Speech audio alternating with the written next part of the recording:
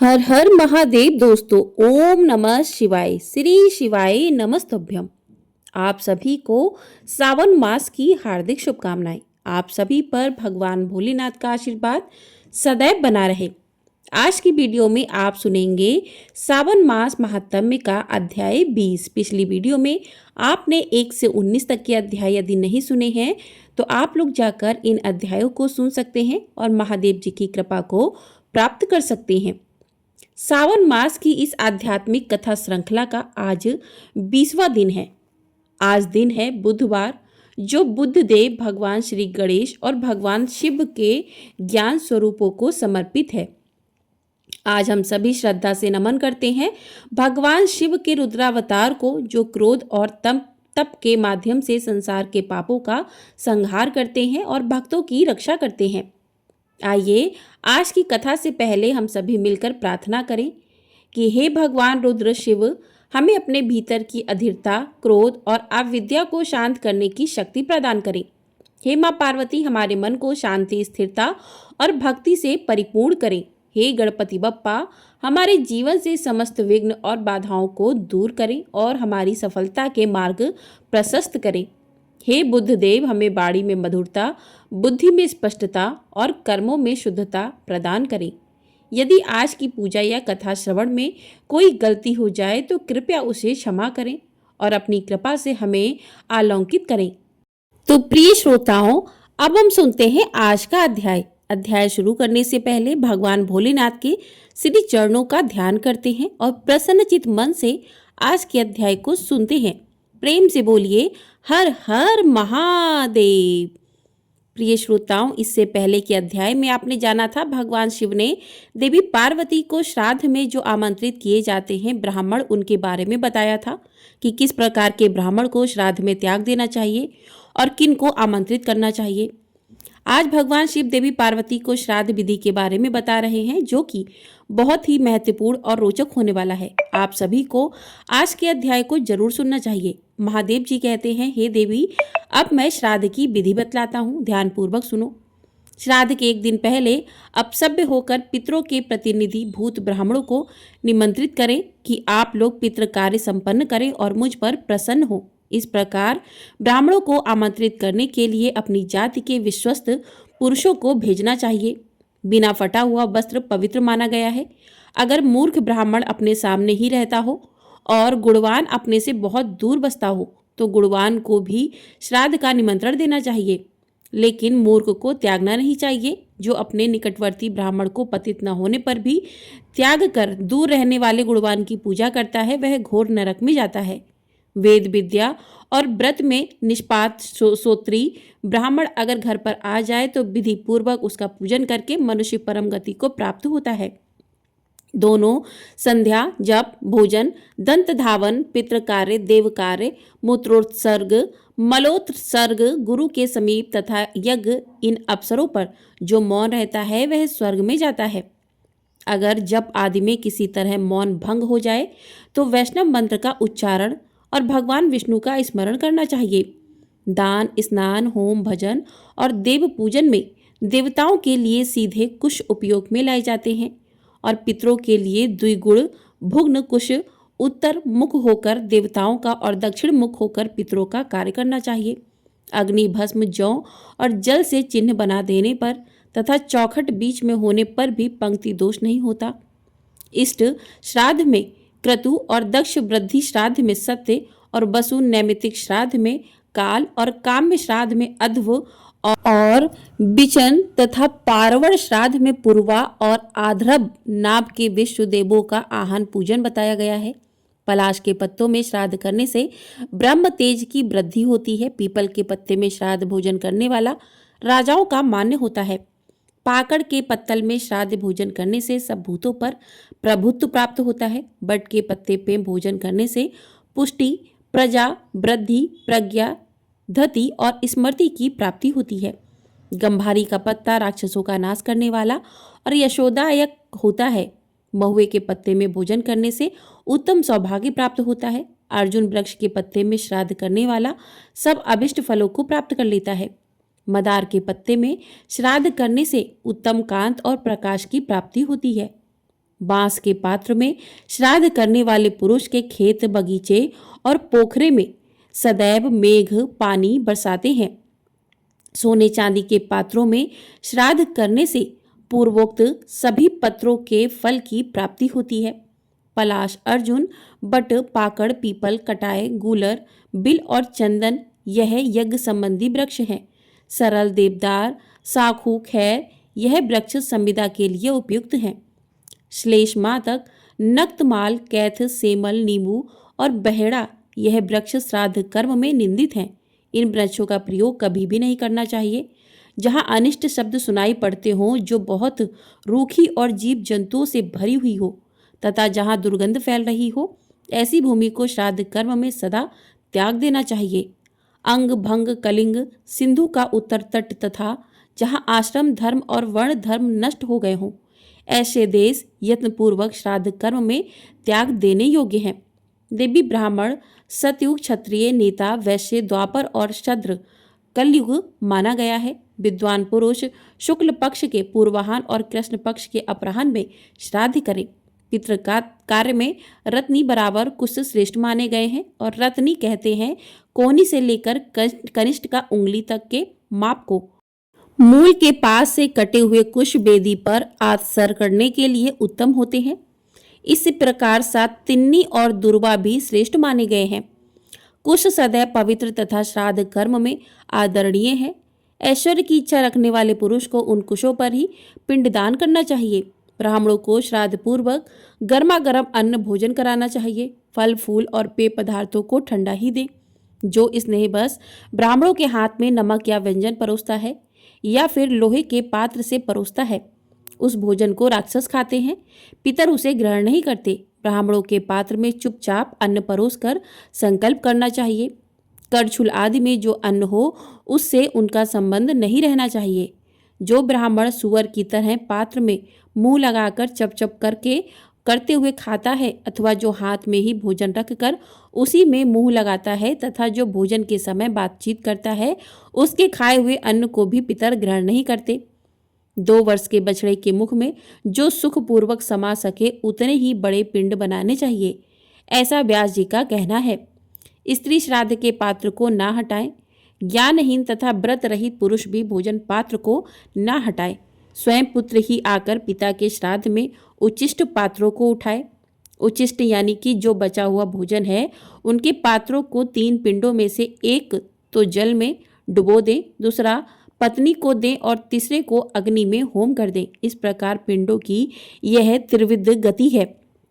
पितृ श्राद्ध में सामवेदी ब्राह्मण को, वैश्वदेव श्राद्ध में वैष्णव को, पुष्टि कर्म में अधुर्व को अर्थात यजुर्वेद को और शांति कर्म में अथर्ववेदी ब्राह्मण को भोजन कराना चाहिए। देव श्राद्ध में 2 अथर्ववेदी ब्राह्मणों को पूर्व दिशा की ओर मुंह करके बिठाना चाहिए और पितृ श्राद्ध में ऋग्वेदी, यजुर्वेदी तथा सामवेदी इन 3 ब्राह्मणों को उत्तर दिशा की ओर मुंह करके बिठाना चाहिए। चमेली, बेला और श्वेत जूही आदि फूलों का श्राद्ध में सदा ही उपयोग करें। जल से पैदा होने वाले सभी तरह के फूल और चंपा का भी श्राद्ध में उपयोग करना उचित है। महुआ, हींग, कपूर, मिर्च, गुड़, सेंधा नमक और चांदी यह श्राद्ध में उत्तम माने जाते हैं।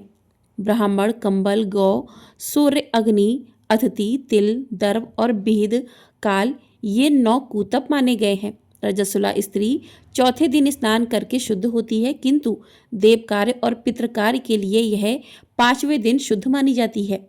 धन और ब्राह्मण के अभाव में परदेश में तथा पुत्र जन्म के समय अथवा जिसकी पत्नी रजस्वला हो वह आम श्राद्ध करे, यानी कि ब्राह्मणों को कच्चा अन्न ही दे, पका हुआ भोजन ना परोसे। सब भाइयों से सलाह करके बिना बटे हुए धन के द्वारा ज्येष्ठ भाई ने जो श्राद्ध और दान किया हो वह सबके द्वारा किया हुआ माना जाता है। हर वर्ष माता पिता की सैया तिथि को जो श्राद्ध किया जाता है उसे मलमास में कभी नहीं करना चाहिए, ऐसा व्यास जी का वचन है। गर्भ में ऋण लेने देने से व्यवहार में, प्रेत कर्म में, मृत्यु में, मासिक श्राद्ध में तथा वार्षिक श्राद्ध में मल मास की गणना कभी नहीं की जाती। विवाह आदि के अवसरों पर सौर मास, यज्ञ आदि में सावन मास तथा वार्षिक श्राद्ध और पितृकार में चांद्र मास उत्तम माना गया है। जिस राशि पर सूर्य के स्थित रहते समय ब्राह्मण, क्षत्रिय और वैश्य की मृत्यु हो जाती है उसी राशि में मृत्यु तिथि को पितृ करना चाहिए।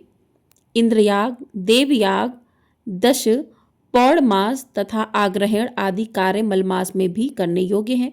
सभी नित्य नैमित्तिक कार्यों को मलमास में यत्नपूर्वक करना चाहिए। इस प्रकार तीर्थ स्नान, गज छाया स्नान और प्रेत श्राद्ध भी मलमास में अवश्य ही करने योग्य हैं।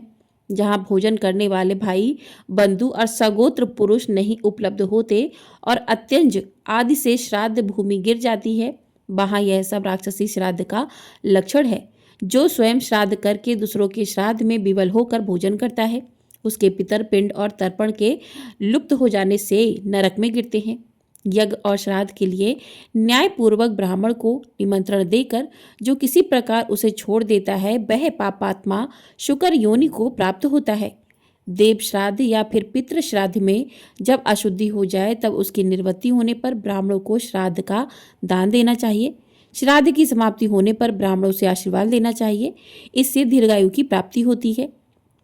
पहले ब्राह्मण के हाथ में जल देकर इस प्रकार प्रार्थना करें कि देवता जल के भीतर निवास करते हैं, सब कुछ जल में ही प्रतिष्ठित है। ब्राह्मण के हाथ में रखा हुआ जल हमारे लिए कल्याणकारी हो।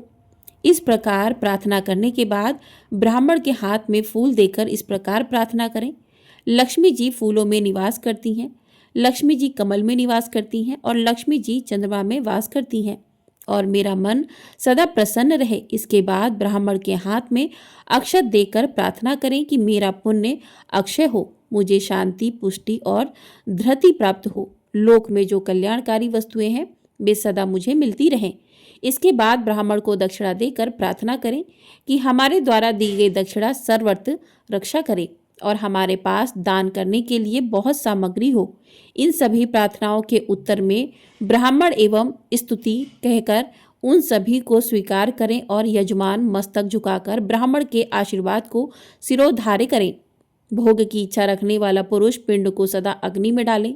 संतान की प्राप्ति के लिए मध्यम पिंड मंत्रों उच्चारण पूर्वक पत्नी को दें। उत्तम कांत की इच्छा हो तो सदा गौ को ही पिंड खिला दें। अगर प्रज्ञा, यश और कीर्ति की इच्छा हो तो सदा पिंड को ही जल में डाल दें। दीर्घायु की चाह हो तो सब पिंड गौ को खिला दें। कार्तिकेय जी के लोक में जाने की इच्छा हो तो मुर्गे को खिलाएं या दक्षिण दिशा की ओर मुंह करके सब पिंड आकाश में ही फेंक दें, क्योंकि आकाश और दक्षिण दिशा पितरों के स्थान माने जाते हैं। चंद्र ग्रहण के सिवा और कभी रात में श्राद्ध कभी ना करें। चंद्र ग्रहण का दर्शन होने पर शीर घी सर्वस्व लगाकर भी रात में श्राद्ध करें। ग्रहण के समय श्राद्ध ना करने वाला कष्ट पाता है और जो श्राद्ध करता है वह अपने पाप से उसी प्रकार तर जाता है जैसे जहाज समुद्र के पार होता है।